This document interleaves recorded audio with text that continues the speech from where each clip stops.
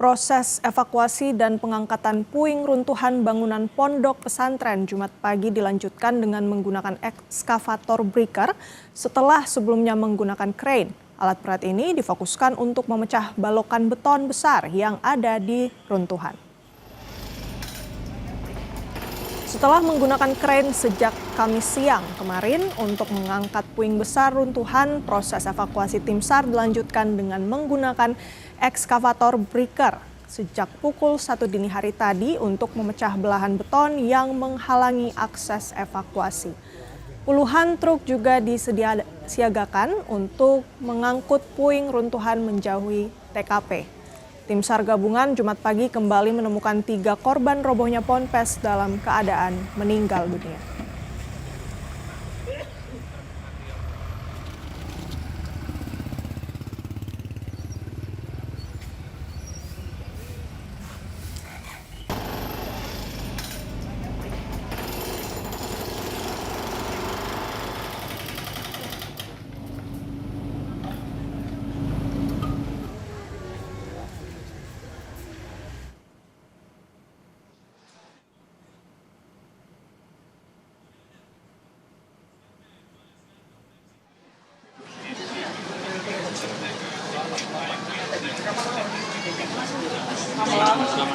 Sudah ya?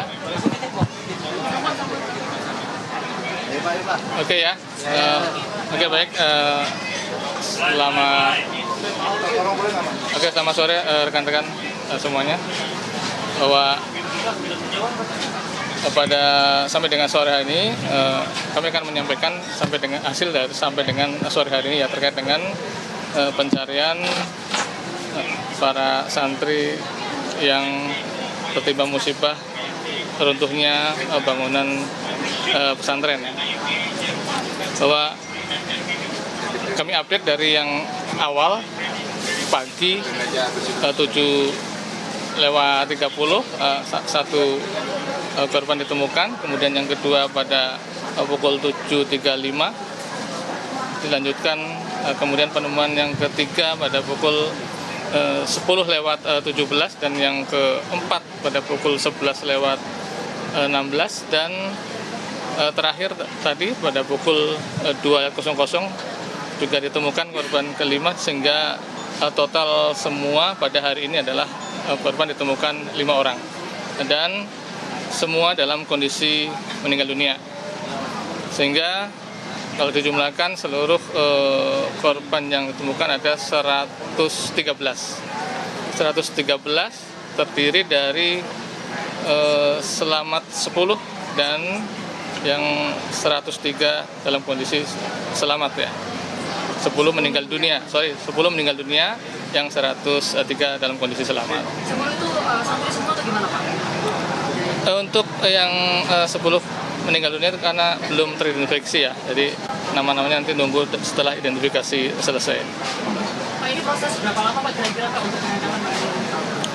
Ya, untuk pengangkatan material ini kalau dilihat dari kemarin kita melaksanakan pembongkaran ya, sampai dengan ini sudah 2 hari, ini baru 50% ya, baru 50%. Kalau memang kami lihat dari perhitungan secara matematis, tentunya mungkin sampai hari sore besok atau hari minggunya.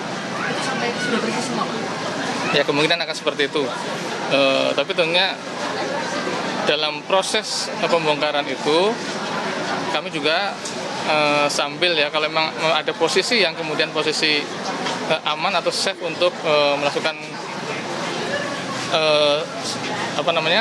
searching atau pencarian di sisi yang lain akan kami lakukan juga. Jadi kemudian seandainya ada terlihat korban meskipun itu kondisinya masih terjepit, nanti akan kami laksanakan proses evakuasi juga. Tapi standarisasinya Pak dalam pembongkaran ini memang harus pelan-pelan kayak gini Pak? Gimana? Maksudnya standarisasinya itu memang harus pelan-pelan kayak gini ya? Sudah ada SOP-nya khusus kayak gini Pak ya?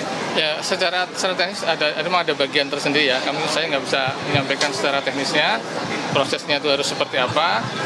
Tapi yang jelas ada teknisnya tersendiri untuk pembongkaran tersebut. Karena memang bahwa gedung ini, yang reruntuhan ini adalah dia menyambung ataupun ada sambungan ke bangunan-bangunan di sampingnya. Jadi mungkin ada teknis tersendiri dan itu ada timnya sendiri yang tahu persis dengan hal tersebut. Secara tingkat kesulitan apa perbedaannya apa sih Pak dengan melakukan proses manual yang kemarin sudah berlangsung Pak? Ya, sangat berbeda ya. Kemarin memang kita mengevakuasi atau melaksanakan evakuasi kepada korban-korban yang memang kondisi hidup ya. Kondisi hidup, pertama di samping memang lokasinya itu ada di bawah reruntuhan yang paling bawah atau di gedung lantai bawah, di mana space pencarian itu cuma beberapa sentimeter sehingga kami harus merangkak dalam pencarian. Kemudian tentunya rawan sekali untuk runtuh kembali, posisi masih bangunan utuh, otomatis sangat riskan untuk kembali, sehingga perlu kehati-hatian, apalagi itu adalah korban yang memang masih kondisi hidup. Itu pun kami bertahap kan waktu itu untuk membuat lifetime-nya itu lebih lama ya. Itu pun kami dengan sebelum kami bisa mengakses, kami masih oksigen, kasih minuman seperti itu. Sementara kalau sekarang kami memang dari sisi luar yang artinya tidak harus merangkak dan sebagainya. Itu pun kami menggunakan peralatan yang kemudian lebih besar dan bisa digunakan untuk lebih membobol lebih cepat seperti itu. Kalau dari pemetaan gimana Pak? Anak-anak dari 50% yang sudah dicapai ini pemetaannya apakah ditujukan di bagian tengah dulu yang menjadi titik tertimpa paling banyak gitu apa gimana Pak? Tentunya nggak seperti itu ya. Memang teknisnya adalah gimana membongkar semuanya secara keseluruhan semuanya. Tapi tidak. Dan itu dia saudara informasi terkini langsung dari Sidoarjo, Jawa Timur mengenai proses pencarian korban robohnya Ponpes. Dan dari informasi tadi saudara kita mengetahui ada 5 korban yang ditemukan dalam keadaan meninggal dunia.